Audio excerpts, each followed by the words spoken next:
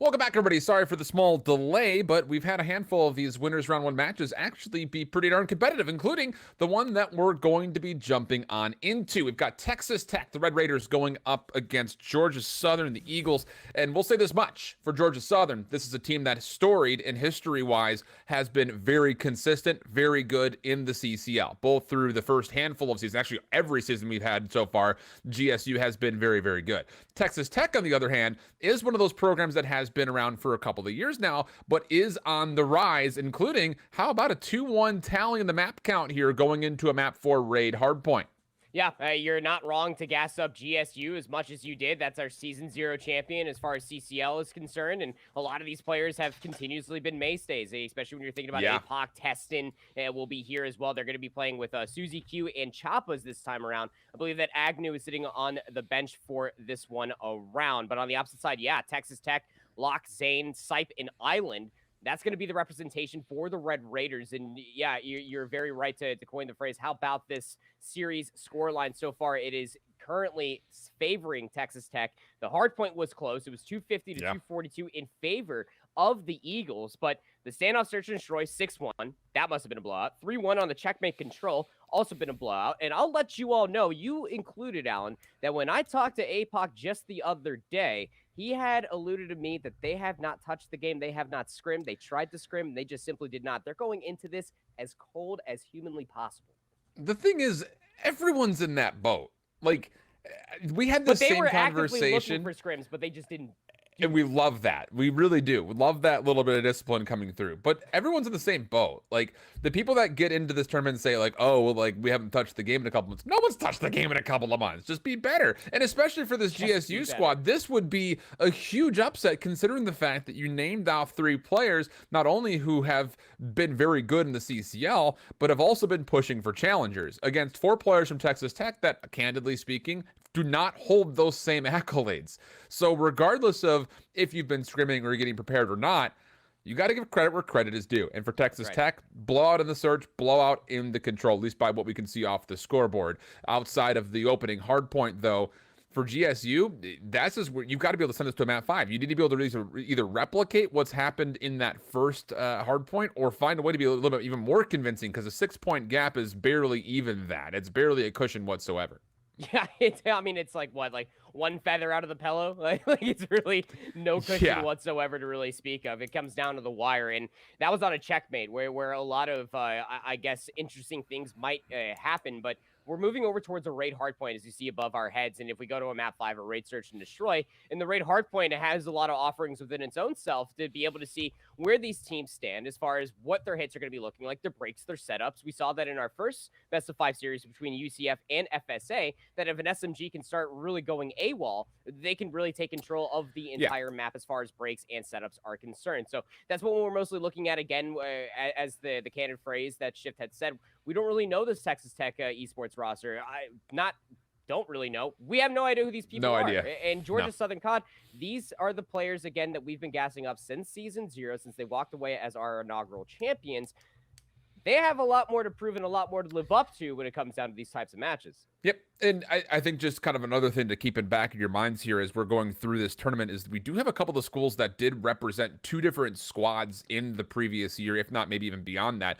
Georgia Southern being one of them. So there is no depraved nature of talent when it comes down to it, because not only was their main roster very talented last year, but even their second roster, I think, floated their way towards maybe even top 5, or maybe not top 5, top 25 consideration, at least for a couple of voters last year. They had a very consistent season as well. So, you know, there are some considerations as far as the depth of a program is also concerned. So, yeah, I don't know. It'd be really interesting. A couple other updates as we're still waiting to get into map number 4 here. Everything else has so far been essentially a 3-0, going from top to bottom. Florida State has beaten Southern Florida. Indy Esports, which I'm not really sure where that is, because that's not the University of Indianapolis. That's the Greyhounds. So I'm not sure where those guys are based out of, but they 3-0'd Florida Gulf Coast. Obviously, we saw the Central Florida domination of the Full Sail Armada. St. Edwards did find a 3-0 versus Oklahoma City, and then Oklahoma State also took down OU. So we got a lot of Oklahoma teams represented there. That's also a 3-0. And then the Ottawa Braves did beat Oklahoma Christian 3-0 as well. That OC Esports squad is actually one to keep your eye on because that's Fastball's new team. But, you know, regardless of that, the Ottawa squad is not a team you want to meet up against ever, let alone in that winner's round 1 matchup. Yeah, 100%. You know, and the same thing could be said, especially for that St. Edwards University roster as well. You know, we saw great things from them even in that grand finals, the ABC x CCL tournament. That is going to be that Crook, Thresh, and Eons trio, backed up by Relk as well. Relk has been spending their past few days just playing 8s in the CCL Discord as well. And I can tell you that they're feeling the hot hand. They're feeling the passion. So let's go ahead and hop in towards this 4th map, Texas Tech versus Georgia Southern University. Great hardpoint is underway, and Texas Tech, well, they will be starting off on the favored side, but doesn't necessarily mean you're going to win the gunfights easier once ring pops. Yeah, you're looking at Susie, APOC, Teston, of course. Especially, I think, Susie and Teston in particular. Nothing to take away from APOC, but Teston and Susie have been finding at least some marginal success of the challenger scene overall, where APOC has not really been a part of that conversation as of yet. But on the other side, Lax, Zane, Sipe, Island, like you mentioned, we have no basis on these 4 really whatsoever, at least not as of yet. Chop is by himself trying to play Ring Around the Rosie, and this is a game that apparently he's not been very well rehearsed at because he's having a hard time tracking down these players, but well to stay alive. Stun will come through. That'll be enough for Sipe to find not just one, but a second, taking off Susie from the outside ring, and the Red Raiders, they'll walk away with the majority of time, and actually all of the time that has been scored here on the first hill. So if you've been watching CCL for a couple of years and you're familiar with GSU, you're probably asking yourself, well, who is this UCQ player? I'll go ahead and let you know. That's T. Everybody remembers T. And they changed their username again. And I'm not too sure if they were a fan of the 1996 hit TV show, UCQ, or where this name ends up coming from, but I'm all here for it. And the battle inside a kitchen, the close spawn's still intact here for Texas Tech, the initial time to boot. All of Georgia Southern University, they're basically piling in through open staircase to try to break this to the front. I was always more of a fan of John Q. Old Denzel film. Nice. Island, though, able to find at least one. Trades coming through. Does favor Texas Tech, as Sipe will find the final elimination. I know there's been a lot of talk, speaking of Denzel, about, you know, that whole, if you had to pick between the 4 actors provided, like, who would you get rid of? I feel like people forget how good Denzel was in a couple of kind of upstart movies. Like, John Q was a great one. I mean, there's so many movies that probably wouldn't have been as impactful unless Denzel had, you know, those roles. Just a generational talent as far as an actor is concerned. Inside Job, remember that one? That was a good one. Dude. It's the recency bias for RDJ to be Iron Man. As a Marvel fan, I'll go ahead and I will go on that hill, but I wouldn't get rid of him either. But regardless, who's not getting rid of much is time for Georgia Southern University. They need this B3 hold. This setup was starting to look like a good one, but the immediate hit from AC, that's going to be Sight. Now going to try to play this head glitch on top of the blue car, but Teston hits it from the backside. So far, it's not too bad for Georgia Southern, but they need time first and foremost. Yeah, this is good, though. I mean, you get a couple eliminations from Choppas. He's able to kind of keep a little bit of a zone away from the hard point itself. Now, be careful here. Still plenty of time. And this push for the Eagles is actually going to allow Texas Tech to spawn close. This is not time you want to get rid of. So Teston's in a 1v multiple situation. He's going to be in that position for pretty much the foreseeable future. He does lose the 1v1, and that's not just a little bit of scrap time. That was about 8 seconds to 10 seconds of contested time for the Red Raiders and 15 seconds of scrap time that will be earned now for Texas Tech. So timing a little bit odd, but if you're going to commit like this for Georgia Southern, you need to be able to win the rotation, and wouldn't you know it, the hard point will open up a basketball, and it does go the way of the Red Raiders. Not a great moment here for Georgia Southern. No, but it's a great moment for Texas Tech. It's not every day that you start seeing scrap into initial time being turned here on Raid, but Texas Tech are able to do it. You still have APOC back here by the spiral staircase, trying to make some influence on back jungle. Does find one onto Zane. Oh, the timing coming out from kitchen will be Sipe, but here comes T, though. Susie Q, as they're known in game now, I guess, is able to find 2. Testing from the front of basketball courts will be able to be a late break. In this 30 seconds, you got to hop on for it if you're Georgia Southern, and you got to keep Texas Tech out. Nice little couple of drag snaps here from APOC. It's 2 in a row that we've seen. Nearly gets a third. Zane will be traded out, though. Suzy Q just trying to keep the back jungle safe, but almost actually takes his own life, which would have been unfortunate.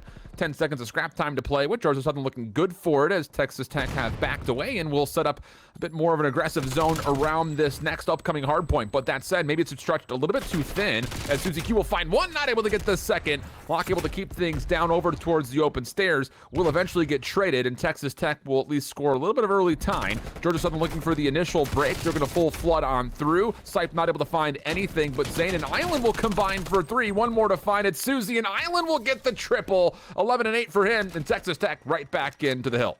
Yeah, and on that 3-3 there, we'll now start soaking up some hardpoint time. Start to try to pocket this player if you can, because especially with Trick 6, it can get nasty how you can start spiraling out of control on Raid when we're thinking going into the second set. GSU, though, quick off the bounce back, tries to break back inside the hill, and they will be successful. What started to look like just a crazy lead for Texas Tech gets a little marginalized here for GSU going in towards the second set of hills, but it's still a solid hard point between these two teams, and GSU, they need an answer sooner rather than later.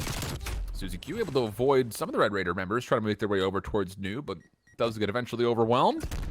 And Texas Tech nearly doubling up here on the score of Georgia Southern, and this will compound itself because they are controlling this first hard point pretty darn nicely. Sipe continues to have himself a game, 14 and 9 with 40 seconds in the hill. Locke taking an off angle, able to escape over towards the backside of pillars, but unfortunately was tagged up too heavily to where a teammate found the kill. Zane also stuck, will mean that Georgia Southern able to neutralize and keep this time contested for now, but they still need to find a way to break on in and still push through, and that is provided to be too much of a headache, it seems. Island, though, does get taken down, and eventually the Eagles will have the numbers to start scoring on this first hill. Yeah, dealing with Lock on the God Rock it was the first and foremost. That was the juggernaut you got to deal with. They're quick to hop back inside top laundry just to make sure that, yeah, you're getting at least the back end time here on P1, but there is just no way that you're making your way past laundry. You're not going to upset our spawns, but hold on a second. That one kill, when it came through, Suzy Q spawned in back laundry. They're going to have an immediate gunfight off screen. Zane will end up finding it, but it could be space provided that once you're done here on P1, GSU could hit this from the back. But it is being well read by Texas Tech. Testing, big first opening gunfight. Zane is actually being at least distracted for the time being. He can't get behind this rock over through jungle. Choppa's looking to chase him down, but Zane's good to keep his life and find a kill. The spawns also still at least saw one more member spawning in. That was Locke. He's able to turn that into a double. GSU currently in the hard point, but the split spawn situation will eventually allow the Red Raiders to completely get in from multiple angles. Island now trying to lock down this time. Good damage onto APOC, but can't finish the kill. Sight for money window. Going to be challenged and deleted. Georgia Southern really good to deal with the split spawn situation from the front and the back, and with this, now a chance to bring this game into close margins. And although they would have loved to have that a lot sooner, at least you got it rather than not being able to find the break at all. So Texas Tech, though, it's not a bad gunfight to lose, considering that you will now spawn on towards the east side of the map, over inside a garage, and Teston will at least find that trade on the Island, who has just been heating up continuously. Last time I looked at their KD, they were 10 and 8. Now they're 21 and 16 for crying out loud. This Freak 6 player is just finding it's just so much value across the map, and it's setting up the submachine gun for tremendous amount of success. Locke is also getting aggressive inside of Zig. Once P3 becomes active, it's just about zoning away GSU mid-map. I really like this setup from Texas Tech overall. I mean, you've got your 3 heavy slayers kind of zoning each of the individual 3 lanes that point of ingress could be found for Georgia Southern, and Zane is just happy to sit in the hard point. He's over a minute now in the hill overall throughout this game, but with a couple of trades coming through, now the pressure is starting to amount. Texas Tech need to find a way to respond. Stun goes out, but APOC gets the kill before it turns into too much of a deterrence. Zane now in the hill, gets caught on reload, and Georgia Southern, again, not bad overall when it comes to a break. 22 seconds of scrap time to soak up. The problem here is you find yourself still down about 40 points, and with that in mind, you only have 44 to give away. So it's going to have to be a really good stretch here going over to basketball for Georgia Southern. Exactly. It's the leader's advantage that Texas Tech were able to build off the first set of hills. Where Georgia Southern had been coming up a little bit short, it's transitioning from one hill over towards the next. There's a handful of kills, but they did not break up the spawns entirely. Island's actually going to spawn right behind APOC. He's going to be frustrated about that one. So what started off as a great hit initially will still be Texas Tech initial time. 3 kills come through. And, well, the late break, it's got to come through just 20 seconds earlier this time around for Georgia Southern across the pool side. Yeah, overconfidence there from Teston. Solo slide in challenge. No nades came through whatsoever. So now you have to break and play perfect COD for Georgia Southern if you want to try to see this series extended to a map 5. Locke not going to give him the opportunity. Island also watching the front door. And Sipe up top. I don't even know how you deal with this. Locke is absolutely beaming from the top window. 4 in a row for him, and that will be nail in the proverbial coffin as Texas Tech will cruise to a 250-163 win. Tippable energy, I would say, for Georgia Southern to try to bring it back, but yeah, a couple of really hiccup problems, I would say, just trying to break through this P4 here at the end. Yeah, and that kind of does speak volumes. You're seeing this best play from Locke's perspective. We were watching it overall as it was unfolding live. It's very one-dimensional hits, and for this one hit, it makes a whole lot more sense, obviously, because you just have to break any way possible. You got to take the shortest avenue to try to get inside that hard point just to contest it, if not try to break it. But when we're looking as far as those breaks over towards P3 and back over towards P2, it was more or less always just a 4-player flood. And when you are trying to do that, yes, you could try to play for trades, but you were constantly seeing Island being able to double down with the Krig 6, being able to transfer from one target over towards the next, sometimes finding 3. And that continuously just set up sight to be able to be that lurking player in the middle of the map, then to sufficiently complete the pinch. And that just always upset Georgia Southern to never break into the spawns and to get in towards a hard point when there was still about 40 seconds left. It was always just scrap time for them, and that's just not going to be good enough to be able to take a map like Raid.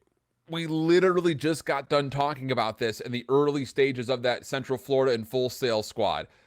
Individual talent will not get you through a well-disciplined, full-structured squad. And Texas Tech played a more disciplined game from start to finish. Georgia Southern had a couple of wonking timings early on rotation, but a lot of the gunfights they were taking were not really well properly set up. So even though you look at Georgia Southern and you sit there and say, hey, there is at least 3 players on here that should be able to handle their own, you put yourself in difficult gunfights more often than not, you know, that skill disparity amounts to essentially nothing. And well, I'll say this much, clean shots coming through for the Red Raiders a number of different times, especially in those lockdown moments. So a 3-1 here for Texas Tech. They move forward into the bracket. They will be playing up against Oklahoma State. That'll be coming up next in the winners quarterfinal. But our broadcast coverage is anticipating the Ottawa Braves playing up against Texas State. But hold the phone here for a moment, because that series between Texas State and Kansas State has actually looked really good so far. It was a 250-199 hard point, and then KSU just bounced back in the control to go 3-2. Of course, I'm talking about this, and our bracket gets updated.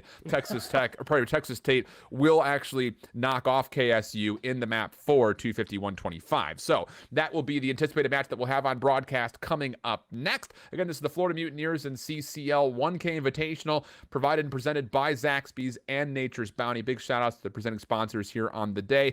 We'll be going into the winners quarterfinals when we come back after this break.